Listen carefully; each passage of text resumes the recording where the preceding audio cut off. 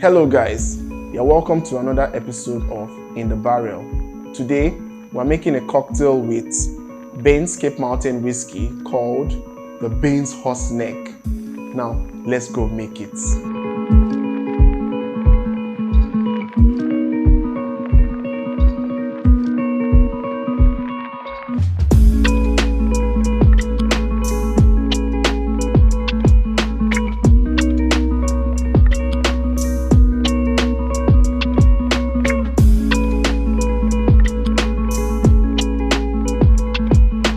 We've just made the Bain's Horse Neck.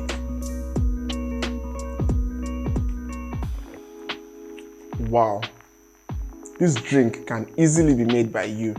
Remember, Bain's Cape Mountain whiskey is best enjoyed when it is shared.